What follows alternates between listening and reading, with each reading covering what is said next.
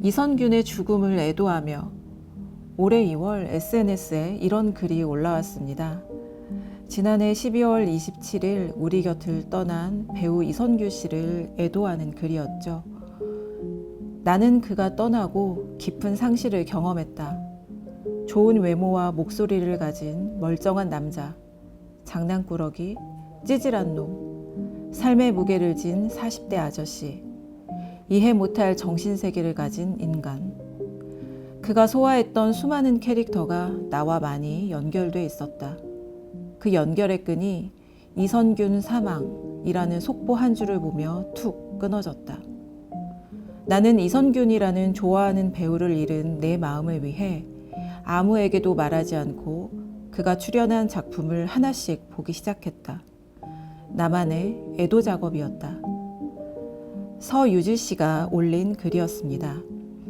그는 한국부모교육연구소 소장이자 심리상담사지만 이 글을 쓸 때는 배우 이선균을 사랑했던, 그래서 그의 죽음 이후 깊은 상실감에 빠진 팬이었습니다. 그는 그렇게 자신 같은 이들을 애도로 초청했습니다. 우리는 자살사별자라고 하면 가족을 떠올리기 쉽습니다. 그러나 자살사별로 인한 슬픔은 비단 혈연이나 직장 같은 밀접한 사회적 관계가 있는 이들만의 것은 아닙니다. 실제 자신이 아꼈던 아이돌이나 정치인, 연예인의 자살로 힘든 시간을 보낸 이들이 많습니다. 그런데 그런 마음을 우리 사회는 잘 용인하지 않습니다. 아는 사람도 아닌데 그렇게까지 감정이입할 일이야? 공허하고 슬픈 마음을 표현했을 때 이런 말을 듣기 다반사입니다. 정말 그럴까요? 서유지 소장이 답을 들고 여기 와 있습니다. 나와주셔서 감사합니다. 불러주셔서 감사합니다.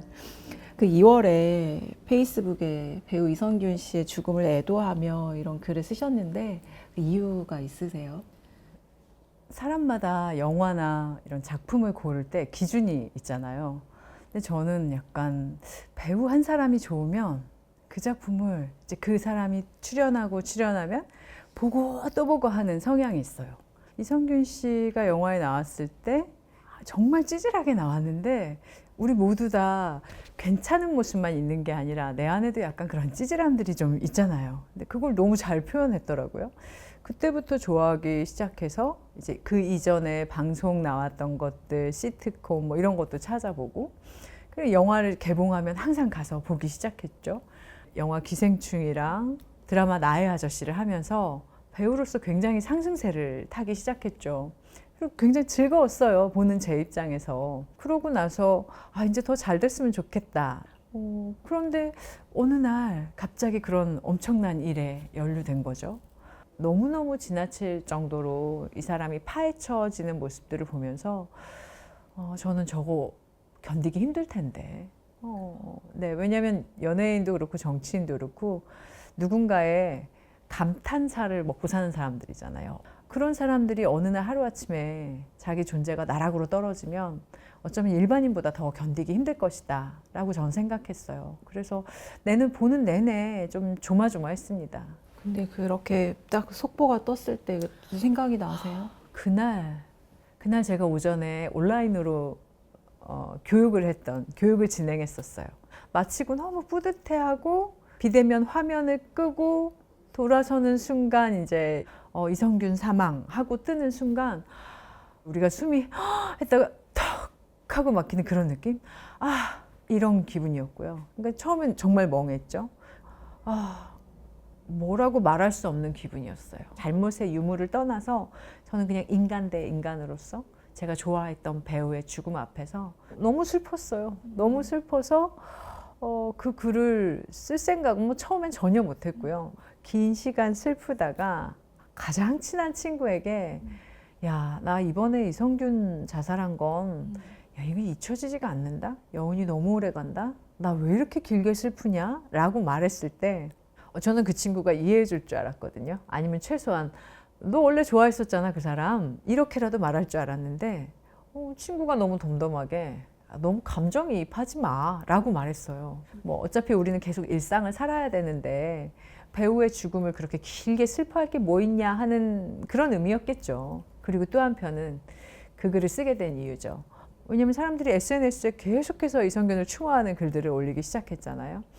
나 말고 이렇게 많은 사람들이 슬퍼하는데 정작 제대로 뭐랄까 모여서 슬퍼하거나 대화를 나누거나 했을 때 사람들이 지금 제 친구처럼 아우 너는 뭐 그런 거 가지고 그래 이렇게 말하는 걸 듣는 사람이 나 말고도 있을 것이다.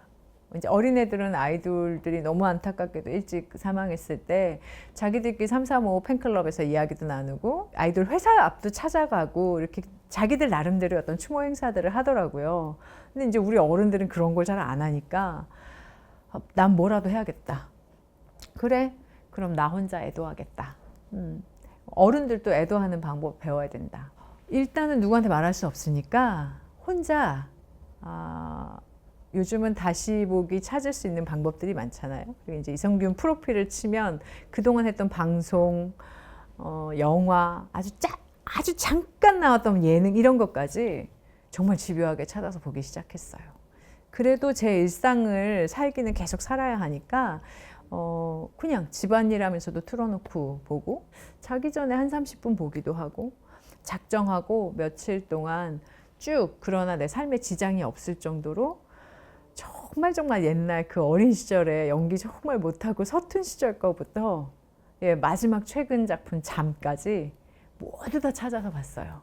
제가 뭐 그때 열성 팬 뭐 이런 것도 아니거든요. 그 사람의 연기가 나올 때마다 그냥 믿고 보는 정도예요.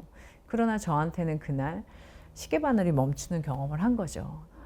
연예인처럼 빠르게 자주 볼 수 있는 사람은 없어요. 예전에는 텔레비전 켜면 그때 본방송, 기껏해야 재방송 한 번이었지만 지금은 텔레비전, 그다음에 스마트폰 통해서 각종 채널을 열면 언제든지 내가 찾아볼 수 있죠. 그 연예인을.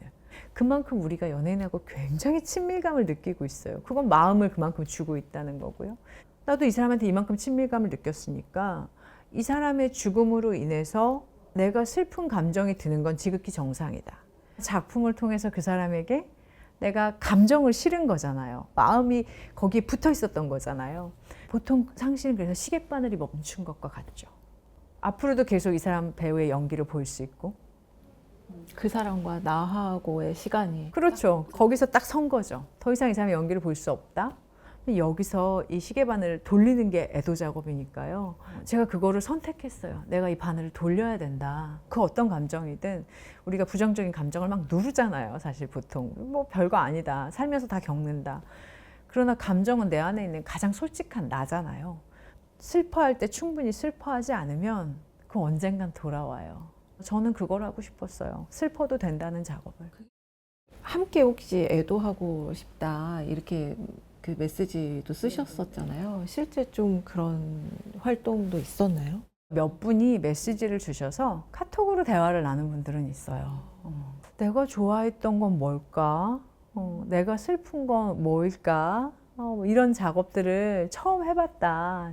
그런데 사실 자기는 이성균을 좋아한 게 아니라 동훈이를 좋아했던 것 같다는 거예요. 그래서 그걸 연기했던 그 사람이 사라진 거에 대해서 마치 그런 어른이 사라진 거라고 느꼈나 봐요. 본인 감정을 지금 자기가 정리하신, 자기 생각을 정리하신 거죠. 아니면 저한테 이제 그 나의 아저씨나 기생충이나 이런 데 나왔던 대사들을 이렇게 쭉 써서 보내주신 분들도 있어요. 그래서 이거 이렇게 정리하는 것도 도움이 되나요? 라고 물어보셔서 그럼요. 그럼요. 본래 애도할 때 그 사라진 대상에 대해서 보낼 수 없잖아요. 이제는. 보내지 않는 편지를 쓰는 작업이 있어요. 그래서 쓰세요. 그 정도의 좀 소극적인 애도 작업을 몇 분이 연락 와서 같이 나누긴 했어요. 지금 우리 사회가 너무 많은 유명인들의 자살을 겪었잖아요. 근데 그 슬픔이나 상실감을 제대로 또 표현할 곳은 없고 말씀하신 대로 주위에서 이상하게 볼까 봐. 근데 사실은 말하지 못했지만 그렇게 힘든 시간을 보낸 분들이 되게 많았을 거란 말이에요. 물론 그런 자살 사건이 더 이상 정말 일어나진 않아야겠지만 이런 내가 좋아했던 뭐 정치인이나 가수나 배우나 이런 분들의 갑작스러운 자살로 아직도 마음에 좀 깊은 상처나 힘든 게 있다면 이렇게 한번 해보세요라고 좀 해주실 말씀이 있으신가요? 가장 먼저는 말을 하시는 거예요. 말을 하셔야 돼요. 상담에서는 혀가 풀리면 마음이 풀린다는 말이 있거든요. 그냥 담아놓은 그 슬픔이 어디 가지 않거든요. 그냥 내 안에 머무는 거니까요. SNS에 쓰셔도 좋고요. 아니면 그 정치인이나 그 연예인이 방문했던 장소도 요즘 뭐 그런 촬영지 이런 것들이 있잖아요. 그리고 뭐 그 좋아했던 정치인이라면 뭐 그분 지역구, 고향 뭐 이런 것들 있잖아요. 방문하시고요. 거기서 인증샷도 좀 찍으시고 그분에 대한 추억도 좀 떠올리고 그리고 맛있는 것도 드시고 오시고 행동으로 하실 수 있다면 그렇게 하세요. 그거 아무런 문제가 되지 않습니다. 전혀 부끄러운 일이 아니에요. 내가 좋아했던 사람인걸요. 종종 이제 좀 어린 친구들한테 권하기도 하는데 영화 보시는 것도 좋아요.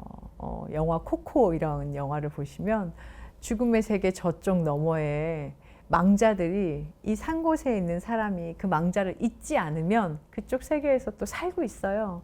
그리고 한 번씩 이 다리, 무지개 다리처럼 다리를 건너서 죽은 자의 날 그래가지고 그 혼이 건너온다 뭐 이런 내용의 어린이 영화인데 그 판타지도 사실 우리의 간절한 마음에서 나온 거잖아요. 참 좋더라고요. 실제로 강의를 다니면서 부모를 잃은 양육시설 아이들이나 이런 거 아이들 보여주시면 도움이 될 거예요 라고 강의를 했는데 실제로 어떤 쉼터에 있는 선생님께서 그 말씀을 하시더라고요. 소장님 실제로 그런 경험을 한 아이가 요즘 그래서 넌 어떻게 지내니? 자살한 엄마를 어떻게 기억하니? 그걸 너 어떻게 회복하고 있니? 너 너무 힘들지 않니? 그랬더니 그냥 생각날 때마다 코코 영화를 보고 있어요. 이렇게 말하더래요. 그 선생님이 걔한테 보라고 한 건 아닌데도 그러니까 아마 그 친구도 엄마의 그 죽음을 이 죽은 자의 세계와 산자의 세계를 오가는 그 이야기들을 보면서 자기 엄마를 기억하는 거겠죠. 애도라는 게 다 완성되는 게 없어요. 사람이 죽었는데 어떻게 애도가 완성이 돼요? 계속 기념일마다, 좋은 날마다, 아니면 슬픈 날마다. 근데 그때마다 다시 느끼시면 돼요. 진짜 안타깝다. 너무 슬프다. 그게 길지 않게 다시 또 한 며칠 그 감정에 좀 머무르셨다가 다시 또 일상을 사시고 여행 가서 사진 찍고 촬영지 사진 찍고 하고 맛있는 거 먹고 그냥 돌아와서 SNS에 좀 올리시고 사람들이 그럼 댓글을 쓰겠죠. 거기 갔다 오셨어요. 그 배우 촬영지 좋았겠다. 그럼 네 많이 생각났어요. 서로 그걸 소통하시는 게 그게 무슨 의미 있어? 라고 생각하실 수 있지만 그게 애도하는 작업이에요. 연결하고 관통하고 직면하는 거죠. 슬픔은 부끄러운 게 아니거든요. 슬픔은 나약한 감정이 아니고요. 가장 정직한 감정이에요. 어쩌면 우리는 너무 그런 걸 안 했죠. 왜냐하면 이 정도로 자살을 겪었으면 우리 사회는 우리 모두가 진짜 다 자살 사별자인 거잖아요. 다 우리가 좋아했던 그 유명인부터 또 심리적으로 가까운 거리에 있는 분들을 잃은 사람까지. 그런데 말씀하신 대로 그 슬픔을 표현하지 않고 마음속에만 두면 이게 그냥 고여버리잖아요. 근데 이걸 표현해서 이거 슬픔과 슬픔을 잇는 작업이 정말 중요하구나 말씀을 들으니까 그런 생각이 들었어요. 잘 들었습니다. 오늘 감사합니다. 고맙습니다. 너무나 후회가 돼요. 진작 오빠를 더 알아볼 걸, 더 많이 보러 갈 걸, 더 많이 표현하고 좋다고 할 걸. 미안해요. 오빠의 그늘을 좋아만 해서. 왜 진작 알아주지 못했을까요? 나는 오빠 덕분에 나의 10대를 극복할 수 있었는데 정작 나는 오빠에게 도움을 주지 못해서 받기만 해서 너무 미안해요. 많이 보고 싶네요. 고마웠어요. 7년 전 우리 곁을 떠난 샤이니 종현의 한 팬은 온라인에 이런 글을 남겼습니다. 후회스러움, 고마움, 미안함, 죄책감, 보고픔. 사랑하는 별을 잃은 팬들의 마음은 다른 자살 사별자들의 마음과 다르지 않습니다.